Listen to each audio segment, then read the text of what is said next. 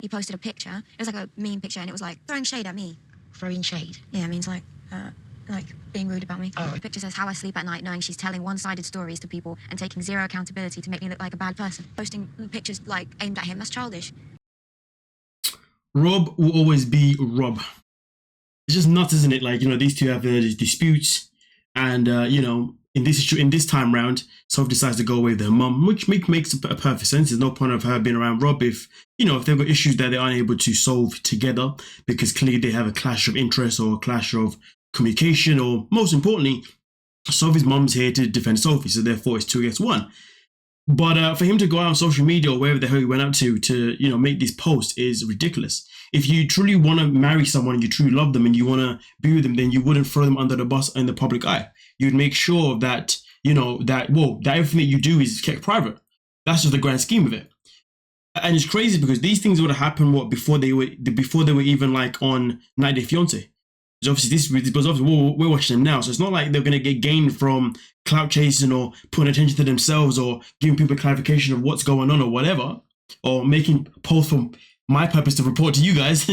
This would have been when literally anything he would have shared at the time would have been shared to friends, family, you know, and that's just crazy. You're throwing the woman that you want to marry in a couple of days, whatever, under the bus.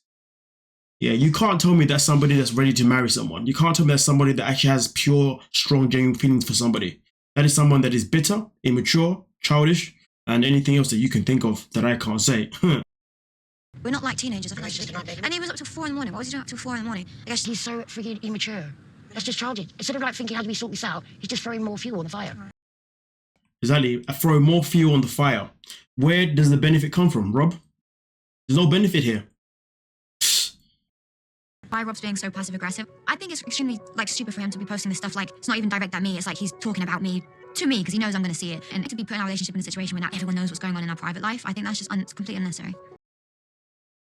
Personally, for me, if I'm Sophie in this situation, I'd be thinking to myself, do I really want to marry somebody and spend the rest of my life with somebody that's always going to put our business in the public whenever things don't go right for him, just because he wants people to come inside of him, just because he wants people to make him feel better, just so he can have a reason to prove why he's right and why she's wrong. At the end of the day, why would you do it? You do it because you're looking for reassurance from other people. You're looking for people to jump on your side. You're looking so people can tell you things that you want to hear, so therefore you feel like you're not the bad person in the situation. Why else would you do it? That is why you would do it. It's kind of sad. Have you had a relationship with a girl? No, I would have told you that. This, I would have said, don't be getting married till you've been with a girl and know that what you really want. You're not, trust me. But this is a big thing, Soph. Sophie finally tells her mum that she's a bisexual. Yeah. You need to go and try it before you get married. Because it's a girl. And Soph. You need to go and try it before you get married. Because, like, you might end up falling in love with the most wonderful person in the world and it'll be a girl. I mean, listen, there's always that possibility, isn't it? There was always that possibility that the person that you're meant to be with may not be of the gender that you expected. Of course, you're bisexual. I hadn't really processed that one, but I was thinking, that's only if you're bisexual, because if you're straight, you're not going to go and, you know, test waters elsewhere. Because why would you? You know what I mean? But yeah. Yeah, but I know I want to marry a man. I know that. That's the guy you love? Yes. If like when you meet a girl and you end up cheating on Rob and you get divorced, so be it. Mum is on a mission here. She's like, oh, okay, fair enough. You want to marry a man with the wood, but what if you find a girl you cheat? Mum is on a rampage right now. I mean, but then again, we know that the mum would probably want to do anything possible to stop her from marrying Rob, because Rob is not good for her and she's not good for Rob. Both of them are just a train wreck together. They're both better off going separate ways because their values and what they want don't align.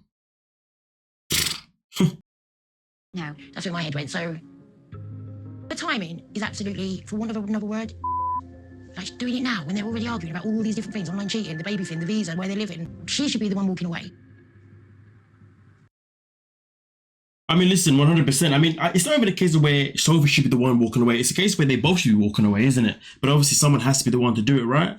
And I think in this situation, it doesn't matter who does it, you know, because yeah, well, why would it? I think in some situations it matters when somebody should be the one walking away, and in some situations it's evident that both people should just be the one to do it. You know what I mean? Like, but I guess if you was to force a pick, maybe you would pick Sophie because the way Rob treats her sometimes isn't nice, and the way he deals with things definitely isn't nice.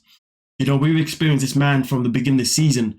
When he doesn't get his own way, literally has a tantrum. I mean, listen, the first time that we literally see them together when she arrived in America at the time, in LA, he proposes to her, but then literally like minutes after proposing to her, what did he do? He has a whole hissy fit because they get stuck in an elevator. You know? And then after that, they get back to his place. What happens? There's a whole hissy fit again just because she's not happy with the fact that there's a bathroom outside. And then after that, what happens? She expresses wanting a duvet. He has a whole hissy fit about a duvet. Can you imagine that? A duvet? Like, really and truly. Make it make sense, but you can't make sense out of people that lack common freaking sense.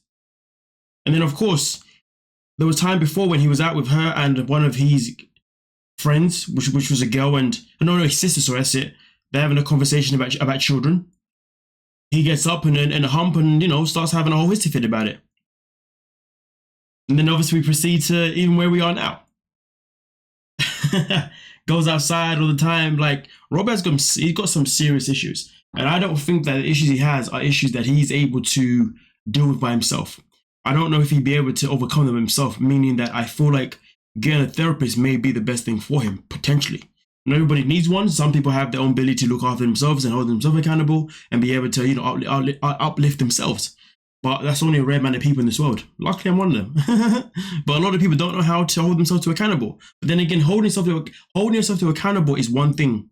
But then being able to work on what you've said to yourself is what matters. You see what I'm saying? For me personally, if I feel like I've done something wrong or whatever, I'll hold myself accountable, think about why I did that, and then I'll think about, can I potentially prevent this moving forward? And also think about, obviously, how much is it really impacting me in a negative way, and how much does it impact other people around me as well? You see what I'm saying? I look at it all freaking different levels, but I'm just deep like that. You know what I mean? But at the end of the day, you know, Rob isn't somebody that's got that capacity, because Rob is always thinking about Rob.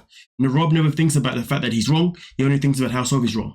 He never thinks about the fact that he may have to apologize. He only thinks about Sophie being the one to apologize.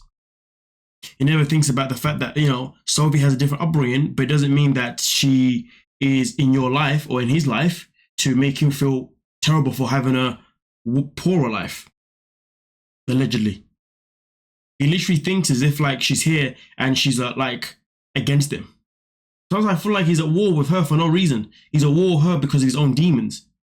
People that have their own demons really and truly shouldn't be in a relationship. People who have their own demons really and truly should be working on those things before getting a relationship. But that can be subjective, because sometimes you can meet someone that's ready to work with you on your demons. And if that works for people, that works for people. But the grand scheme of it is that these two still being together is just ridiculous to me. They're both delulu. And they have no solulu to their delusion. But nonetheless, though, you guys let me know what you're thinking down below and we'll talk about it. Don't forget to like, subscribe, and of course, peace.